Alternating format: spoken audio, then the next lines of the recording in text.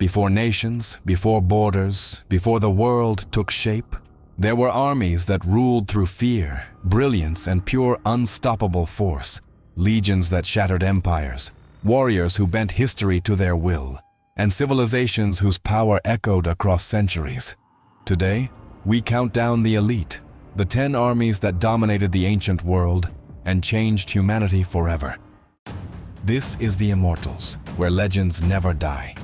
Subscribe and take your place in the ranks of legends. Our journey begins with a force reborn through war, an army that transformed Egypt into a rising empire. Position number 10, Egyptian Army. Egypt's military revival began under Ahmose I, when the kingdom expelled the Hyksos and adopted their technology. The Hyksos used heavy, slow chariots. Egypt redesigned them into light, fast two-man vehicles built for mobility. Not shock.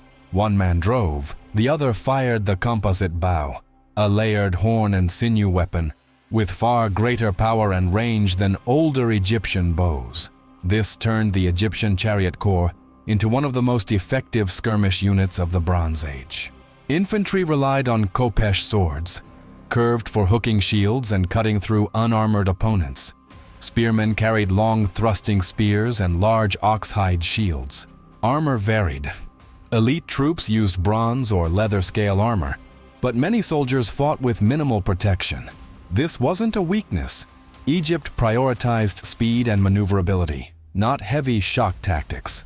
On the battlefield, Egypt specialized in hit-and-run attacks. Chariots targeted flanks, fired volleys, retreated, and circled back. Only after enemy formations were disrupted did infantry advance to secure the field. This combination of mobility, archery, and timing allowed Egypt to dominate early battles across Canaan, Syria, and Nubia. Their expansion was systematic. Conquered regions received loyal governors who ensured tribute, which then funded more campaigns. Under Thutmose III, Egypt launched 17 campaigns in roughly 2 decades, projecting its military power farther northeast than any previous pharaonic state. Ramses II delivered the army's most famous engagement, the Battle of Kadesh. Poor intelligence led to a near disaster, but Ramses reorganized scattered units and avoided total defeat. The battle ended in a stalemate, yet Ramses turned it into a massive propaganda victory, carving heroic scenes across Egypt's temples. Egypt's biggest strategic advantage was Nile logistics. Troops, supplies, and chariots moved faster than most ancient armies could match. So why is Egypt number 10? Because despite their mobility and advanced chariots, their infantry remained basic, and the army relied heavily on strong pharaohs.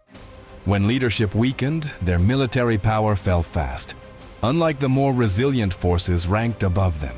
Position number 9.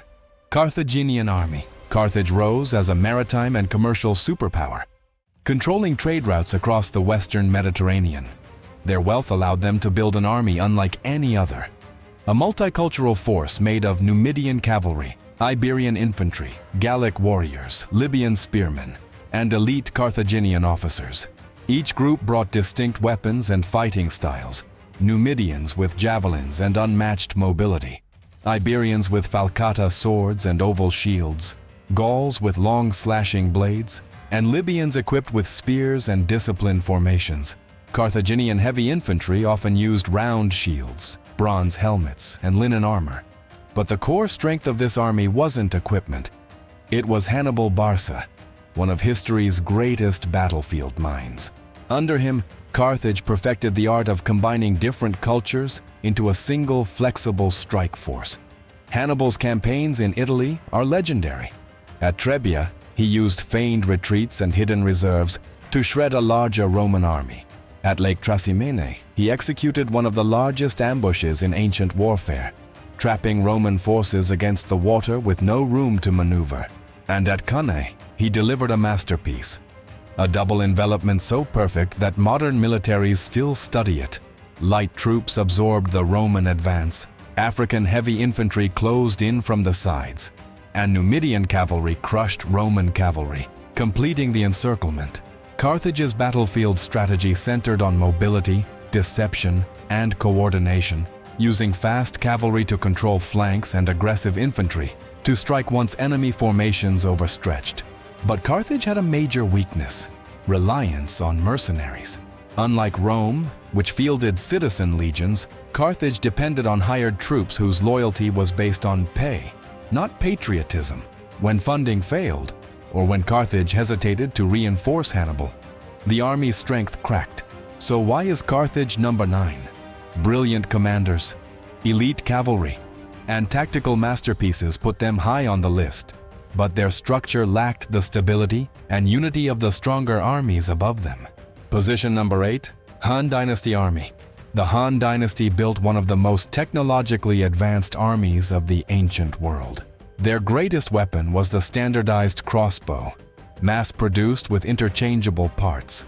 Han crossbows had bronze trigger mechanisms engineered with such precision that modern replicas match their power. High draw weight, long range, and enough penetrating force to punch through lamellar armor. Soldiers were trained to fire in coordinated volleys, turning entire units into synchronized killing machines. Han armor typically used lamellar plates made of iron or hardened leather, arranged to balance protection and mobility. Elite cavalry wore heavier iron lamellae and carried composite bows, long spears, and straight-bladed Ge'ez swords. Infantry used halberds, shields, spears, and mass-produced iron weapons supported by the dynasty's advanced metallurgy. The dynasty's greatest challenge came from the Xiongnu, a confederation of nomadic horse archers who dominated the northern steppes. The Han learned quickly. They created their own mounted archer units, improved supply logistics across deserts, and built fortified lines stretching for thousands of kilometers. In long campaigns led by generals like Huokubing, Han forces pushed deep into nomadic territory, securing the early Silk Road and controlling key oases. Their military strength wasn't just on the battlefield. The Han perfected administrative discipline, regular musters, strict training schedules, population-based conscription, and detailed logistical records. Armies could move enormous distances because food depots and relay stations were planned months in advance. They also employed psychological and diplomatic strategies, alliances, hostage exchanges, and targeted incentives to fracture nomadic coalitions. Sometimes the Han defeated enemies without ever fighting them directly. So why is the Han Dynasty number 8? They combined technology, discipline, and strategy to dominate East Asia, but their military influence remained largely regional, not global, keeping them below the most expansive armies on this list. Position number 7, Greek Hoplite Army. The Greek hoplite was one of the most disciplined infantry soldiers of the ancient world. His core weapon was the doru, a spear typically measuring between 2 and 3 meters, designed for thrusting over or under the shield line. The real centerpiece was the aspis, a heavy round shield with a bronze rim that locked each man to his neighbor. Together, these elements formed the phalanx, a tight wall of shields and spear points that advanced as a single unit. In battle, stability mattered more than speed. Hoplites were trained to hold formation even under maximum pressure, where the slightest gap could collapse the entire front. Armor varied by wealth: bronze helmets, cuirasses, greaves, and sometimes linen armor.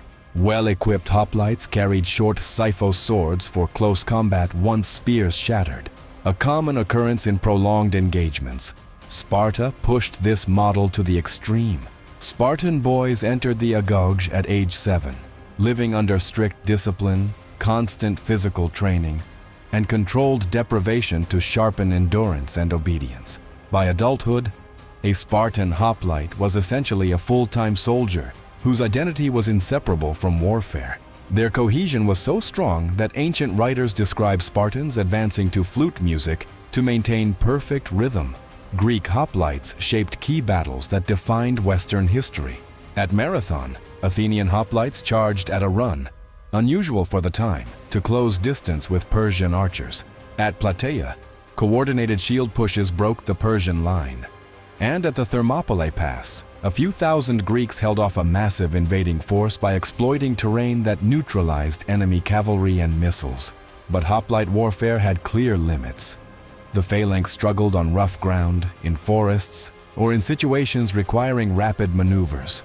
Light troops, cavalry, and flexible tactics were weaknesses that other civilizations exploited. So why are they number 7? Their discipline and killing efficiency were unmatched in the right conditions, but their static, rigid style lacked adaptability, placing them below armies with broader tactical range and innovation. Position number 6. Maurya Empire Army. The Maurya Empire built one of the largest and best organized armies of the ancient world. Under Chandragupta Maurya, the kingdom unified much of the Indian subcontinent by combining massive manpower with a bureaucratic system described in the Arthashastra, a text detailing military organization, espionage networks, supply management, and strict administrative control. Few ancient states had logistics this structured. The Mauryan army was a 4-part force: infantry, cavalry, chariots, and its signature unit, war elephants. Elephants weren't just heavy assault platforms. They were psychological weapons. Many carried armored plates, tower-like howdahs for archers or javelin throwers, and iron-tipped tusks capable of breaking enemy lines. Ask yourself, how would your formation react if a 5-ton animal charged straight at it? Infantry made up the core, equipped with long bows, straight swords, javelins, and large shields made of wood or reinforced hide. Archers were especially valued. The Indian bamboo bow had tremendous range and penetration. Cavalry units used spears and curved swords, providing speed that elephants lacked. Chariots remained in use mainly for commanders and elite fighters, serving as mobile platforms for archers. The army scale impressed even foreign observers. Greek sources claim numbers in the hundreds of thousands, likely exaggerated, but still reflecting a force unmatched in size. This manpower allowed Mauryan generals to deploy layered formations, elephants to disrupt, infantry to engage, and cavalry to flank. Under Ashoka, the Mauryan military reached its peak. Before his turn to pacifism, the empire waged large-scale campaigns, most famously the brutal conquest of Kalinga. Reports describe tens of thousands dead or displaced, a testament to the sheer destructive capability of the Mauryan war machine. Strategically, they relied on intimidation, overwhelming force, and methodical logistics rather than intricate battlefield maneuvers. Their strength came from scale and administration, not precision tactics. So why are they number 6? Because while their numbers, organization, and elephants were unmatched, their battlefield methods were less flexible and technically refined than the armies ranked above them. Position number 5, Assyrian Army. The Assyrian Army was one of the first truly professional military forces in history. Unlike most kingdoms that relied on seasonal levies, Assyria maintained full-time soldiers trained year-round. This allowed them to campaign longer, react faster, and coordinate complex operations other ancient armies simply couldn't match. Their weaponry was advanced for its time. Assyrian archers used powerful composite bows, protected by shield bearers who stood in front during volleys. Infantry carried iron-tipped spears, short swords, and heavy rectangular shields. Many elite units wore scale armor made of bronze or iron, far superior to the leather protection common elsewhere. Cavalry emerged as a key innovation. Instead of using chariots for missile fire, Assyrians trained mounted archers and lancers, creating fast units ideal for pursuit and flanking. Their siege warfare changed the ancient world. Assyrians built battering rams, mobile towers, sappers who tunneled under walls, and ramps to breach fortified cities. If you defended a city in the ancient Near East, you prepared for Assyrian engineering, because no one took cities more efficiently. Psychological warfare was a key strategy. Assyrian kings used public art that displayed severe punishments and deportations. This was policy, not gratuitous cruelty. The goal was for cities to surrender without a fight, based solely on the Assyrian army's fearsome reputation. Their campaigns extended across Mesopotamia, the Levant, Anatolia, and even into Egypt.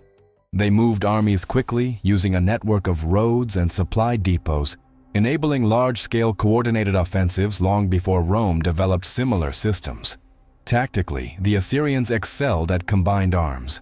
Heavy infantry fixed enemy lines, archers weakened formations, cavalry struck flanks, and siege units eliminated defenses. Every branch supported the others, rare in early antiquity. So why are they number 5? Because they were pioneers, the first professional army, the first great siege masters, and unmatched in regional dominance. But their focus remained Near Eastern. Their reach wasn't as global or transformational as the forces ranked above them. Position number 4, Achaemenid Persian Army. The Achaemenid Persian Army powered the largest empire of its time, and its real strength came from something few ancient states mastered: logistics. Persia maintained royal roads, relay stations, supply depots, and a standardized administration across millions of square kilometers, allowing armies to mobilize faster and farther than any rival. At the core stood the Immortals, a 10,000-man elite infantry unit armed with wicker shields, short spears, Achaemenid swords, and composite bows capable of rapid, accurate fire. Their ranks were instantly refilled, keeping the core permanently at full strength. The wider army was a multinational machine. Medes provided elite cavalry. Egyptians added archers and marines. Babylonians contributed heavy infantry. Lydians brought armored riders and skilled spearmen. This gave Persia unmatched tactical variety. Persian weaponry reflected this diversity. Cavalry with long spears and scale armor, infantry with long-range bows supported by spearmen, axe-armed troops, and shielded heavy units. Many elites wore lamellar armor and carried large shields for superior endurance. Strategically, Persia relied on overwhelming numbers. Arrow saturation and fast cavalry strikes meant to break enemy cohesion before infantry closed in. Think for a moment. How long would your formation survive under tens of thousands of incoming arrows? Campaigns in Central Asia and Egypt proved their adaptability. In the steppes, Persian forces maneuvered with speed. In the Nile valleys, logistics ensured uninterrupted advances. In Ionia, their coordination between fleet and land forces stood out, using advanced ports and pontoon bridges to move armies with impressive efficiency. Their true power lay in how they conceived warfare. Persia integrated dozens of cultures into a unified military system and projected force across vast distances. Their imperial infrastructure made long campaigns sustainable and highly organized. Why number 4? Immense scale, elite units, and logistical brilliance, just slightly less dominant in close quarters heavy infantry combat than the top 3. Position number 3, Mongol Army. The Mongol Army wasn't just powerful, it was engineered for domination. Genghis Khan built it on discipline, intelligence, and strict meritocracy. No noble birth guaranteed rank, only proven ability on campaign. This created officers capable of independent decision-making, executing complex maneuvers without waiting for orders. Their core was the horse archer. Each warrior carried a composite bow capable of lethal penetration at long range, plus armor-piercing and fire arrows. Their lamellar armor, light shields, sabers, and lances made them lethal at every distance. Every rider maintained multiple horses, allowing them to travel over 100 kilometers per day, far beyond any medieval army. Their tactics were decades ahead of everyone. The feigned retreat, performed with perfect discipline, lured armies into traps. They executed encirclements over dozens of kilometers, synchronized cavalry waves, and overwhelming arrow storms designed to break formations before melee. They trained to shoot accurately in any direction while galloping, a skill few armies could counter. Intelligence gathering was systematic. Scouts rode weeks ahead, identifying water sources, weak rulers, rebellious factions, or mountain passes. The Yam postal system transmitted orders with unmatched speed, letting Mongol armies coordinate across regions the size of continents. Their adaptability was terrifying. Against fortified cities, they deployed Chinese engineers, counterweight trebuchets, early gunpowder bombs, and even mining teams to collapse walls. Against steppe opponents, they dominated through mobility. Against Ruses, they fought in deep snow. Against Persia, they bypassed strongholds to starve regions into submission. They even integrated local specialists, Syrian archers, Persian administrators, Uyghur scribes, strengthening every part of their war machine. Why number 3? Because the Mongol army was nearly unstoppable in open terrain, fast, precise, and tactically brilliant, but its power relied on ceaseless momentum, making it slightly less adaptable than the top 2 giants. Position number 2, Macedonian Army. The Macedonian Army under Philip II and Alexander the Great was not a stronger version of Greek hoplites. It was an entirely different system. Greek hoplites fought in dense shield walls using short spears and heavy bronze armor. Philip redesigned everything. He created a professional, full-time army armed with the sarissa, a pike over 4 to 6 meters long. This alone changed ancient warfare. Macedonian infantry didn't rely on shields. They relied on reach, teamwork, and constant drilling. The result was a formation that pinned enemies from a distance they couldn't counter. Armor was lighter, linen or composite cuirasses, smaller shields strapped to the forearm, and open helmets for visibility.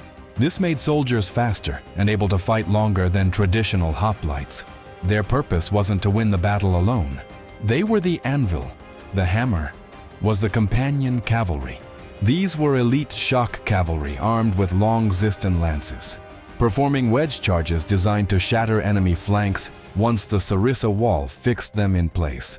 Alexander led these charges personally, turning precise timing into devastating breakthroughs. Think of it as a coordinated 2-step kill: immobilize with pikes, destroy with cavalry. Macedonian tactics were flexible. Alexander used oblique lines, rapid flanking marches, mixed unit columns, and feigned withdrawals. The army included hypaspists, elite infantry with more mobility, Thracian and Paeonian cavalry, Cretan archers, and siege engineers capable of building towers, rams, and artillery on the march. Their weaponry was equally advanced.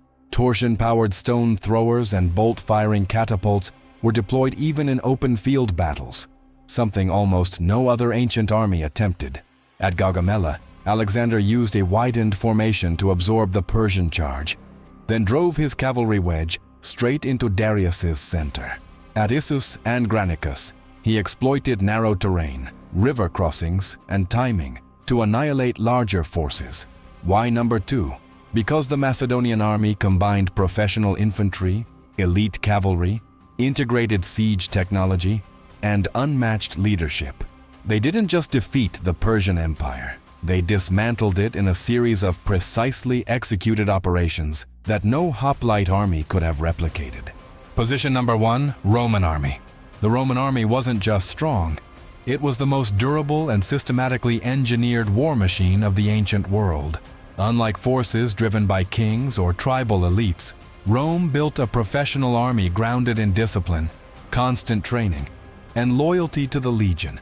Recruits drilled daily in weapons, formation changes, shield work, and long-distance marches carrying heavy gear. A Roman soldier didn't just fight.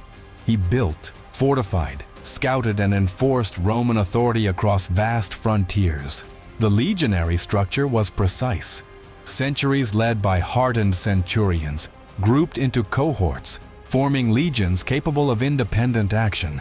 This wasn't the rigid hoplite system nor the long pike phalanx. The Roman manipular and later cohort formations could rotate fresh troops forward, absorb charges, and exploit gaps with surgical efficiency. Roman weapons reflected this mindset. The gladius, optimized for stabbing behind the scutum shield, dominated close combat. The pilum, a heavy throwing spear with a soft iron shank, bent on impact to disable enemy shields. Armor varied: segmentata plates, chain mail, hamata, and scale armor for specialized units. Auxiliaries added cavalry, archers, and slingers, giving Rome tactical variety unmatched by single-culture armies. Engineering multiplied that power. Roman forces built marching camps every night, ditches, palisades, and standardized layouts. They constructed roads, bridges, siege works, and artillery platforms. At Alesia, Caesar trapped a larger Gallic army with dual fortification rings that stunned ancient observers. Strategically, Rome excelled at adaptation. They absorbed Numidian cavalry, Greek siegecraft, Iberian blade design, and Eastern archery. At Zama, They neutralized Carthaginian elephants. At Masada, they executed a flawless siege. Even defeats like Teutoburg triggered reforms instead of collapse. Why number one? No ancient army maintained dominance, cohesion, and expansion for centuries like Rome. Their discipline, engineering, organization, and relentless tactical evolution made them the most powerful force of the ancient world. If this journey through history's most powerful armies pulled you in, drop a like, leave a comment about which army should appear next, and subscribe for more legendary stories. And if you want something even more epic, don't miss Genghis Khan, My True Story, where the great Khan himself reveals the path that led him to immortality. It's unmissable.